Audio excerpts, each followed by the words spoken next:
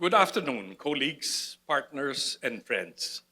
It is truly a privilege to be with you here today at the 2025 inaugural meeting and induction ceremony of FINEX officers. I would like to especially congratulate EJ Kwak Yan Sen as the new FINEX president. As part of our Phinma family, you, EJ, have made us immensely proud of what you do not only in Phinma and FINEX, but for society at large. I am confident that FINEX will help shape the future towards business excellence with positive societal impact. As we gather under this year's theme of FINEX shaping the future leadership and innovation, shaping the future, innovation and leadership in Philippine business, we reflect on how the finance profession can contribute to our nation's progress. Our work, I believe, goes beyond numbers. It shapes opportunities for families and communicates across our country and communities across our country. At Phinma, this mission has been at the heart of our work for nearly 7 decades. We try to do our small part through our various businesses by focusing on providing the underserved sectors improved access to what we call the essentials of a dignified life. Our greatest impact so far has been in education, where we work with students from humble backgrounds who dream of a better life through learning. In a country where access to quality education remains a privilege for far too few, we made a conscious decision to serve the underserved. Our Phinma Education Network caters primarily to students from the D&E economic sectors, the children of farmers, tricycle drivers, house helpers, and manual laborers. These are young people who, despite facing immense challenges, hold an unwavering determination to break the cycle of poverty through the power of learning. Today, Phinma Education stands as the largest private educational network in Southeast Asia, with over 167,000 students across 12 schools in the Philippines and Indonesia. Our graduates are currently achieving an impressive 84% passing rate across all board exams, with 77% finding employment within a year of graduation. Remember that these are kids who, when they entered college, were not prepared for college at all. They had competencies of around grade 4 in reading, math, and science. These numbers are not mere statistics. They represent real lives changed, families uplifted, and communities transformed. With our experience in education, what our experience in education has taught us is that viable business models can indeed serve pressing societal needs. By investing in innovative learning systems, faculty development, and student support programs, we have demonstrated that providing accessible, high-quality education to the underserved not only serves a moral imperative, but is also a sustainable business strategy. Based on these inroads we have achieved in education, I am now turning my attention to housing. I have told our property company that I would like Phinma to do in housing what we are doing in education by building decent homes and wholesome communities that are accessible to the underserved sectors who need and deserve these homes the most.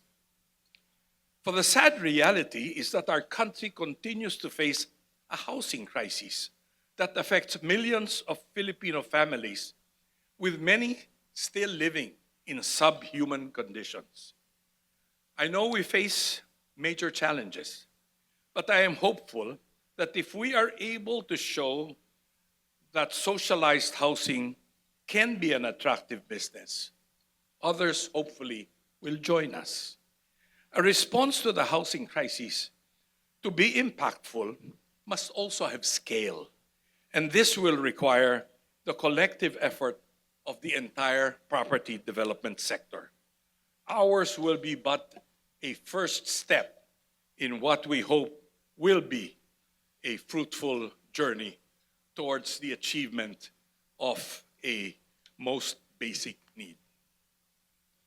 In this spirit of focusing on the needs of society beyond our own corporate needs, I now address you as business and finance executives, and I invite you to examine our current national situation, where we find ourselves at what I believe is a critical juncture.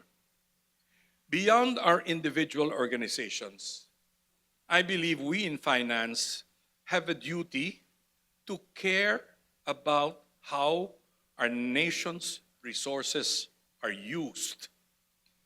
The 2025 national budget of 6.326 trillion pesos shapes the lives and dignity of our people. As finance professionals, we cannot stay silent when we see concerning patterns in public spending. We should not just be guardians of corporate bottom lines. We should be stewards of our nation's dignity and well-being. In this context, the recent national budget allocations raise serious concerns. For further briefing, I recommend the work of Mr. Ken Abante, titled Stealing Our Dignity, which he published in a two-part opinion column in Business World. But allow me to provide you some highlights for our reflection. Former Senate President Franklin Drilon estimates that over the past two budget years alone, in 2024 and 2025, pork barrel funds have been clandestinely created by legislators in the amount of 731.4 billion pesos. That's 731.4 billion pesos in the last 2 years alone. In his words, a massive amount that has largely remained unchecked, and a level he has not seen in his 24 years as a legislator. During closed-door bicameral meetings this year, 289 billion pesos was inserted into the public works budget without proper scrutiny. While the president vetoed 26 billion pesos, 263 billion of these insertions remain.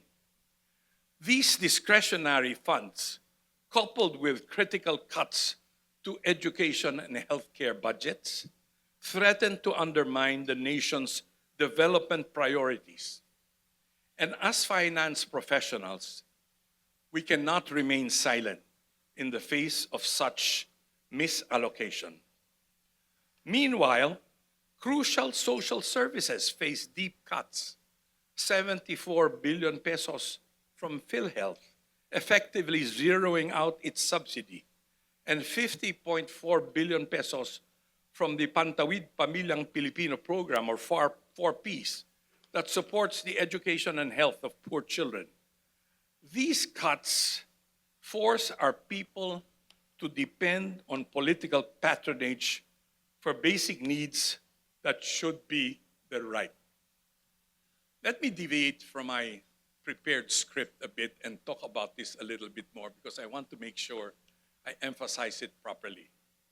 In this black hole called the bicameral committee, what happened was our esteemed legislators transferred huge amounts of funds from what are ordinarily identified as the high priority projects of our national governments, underfunded them, diverted funds from these projects towards a bunch of what they call public works projects that are scattered all over their districts, which are poorly studied, poorly identified, and largely clustered around what they call flood control projects, because these are the projects, in my mind, that are most difficult to monitor.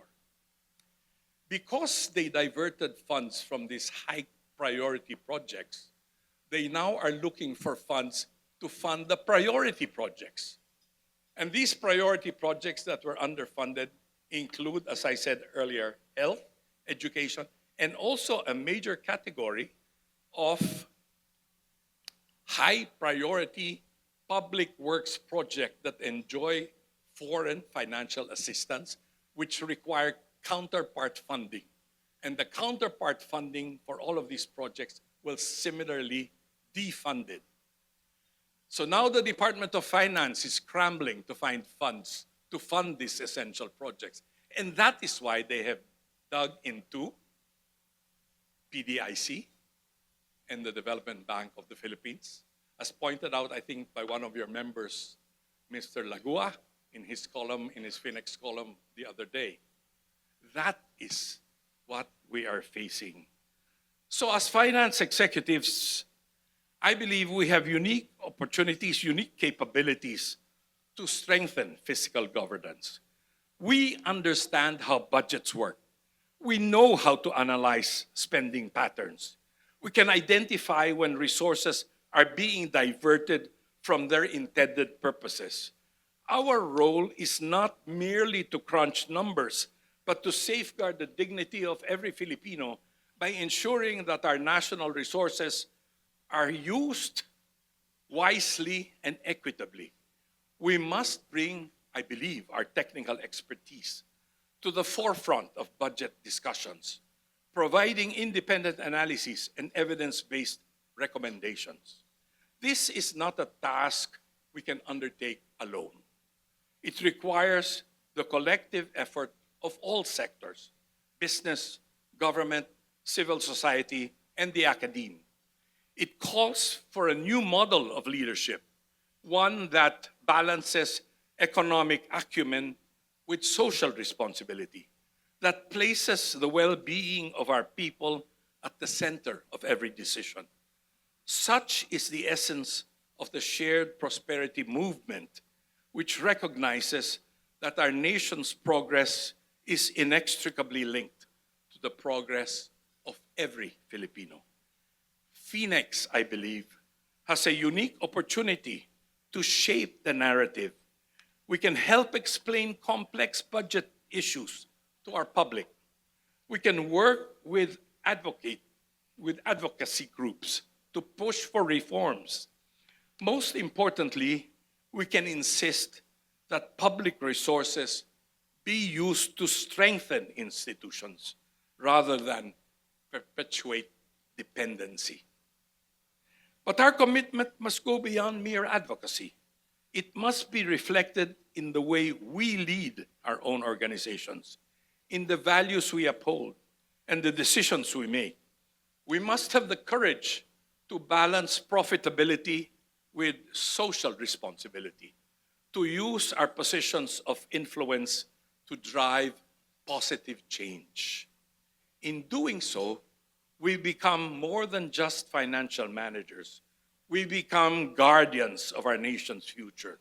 We become catalysts for a new economic paradigm, one that recognizes the inherent dignity of every Filipino and the transformative power of inclusive growth.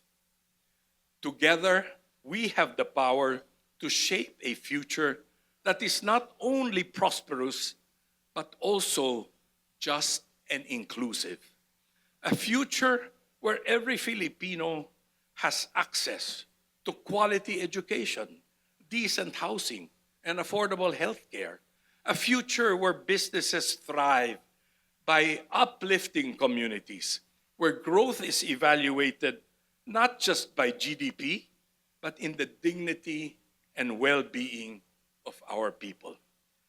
This is the vision that animates our work at Phinma, and it is a vision that I invite all of you to embrace. As we celebrate the induction of your new officers, let us also reaffirm our commitment to being a force for good, to using our skills and our influence to build a nation that truly works for everyone. Let us remember that the numbers in our spreadsheets represent real lives and aspirations. Together, we can help ensure our nation's resources truly serve our people's dignity and well-being. This is both our privilege and our responsibility as finance professionals. With the new FINEX officers under the leadership of President EJ, I am more hopeful that together we can make many more lives better. Thank you.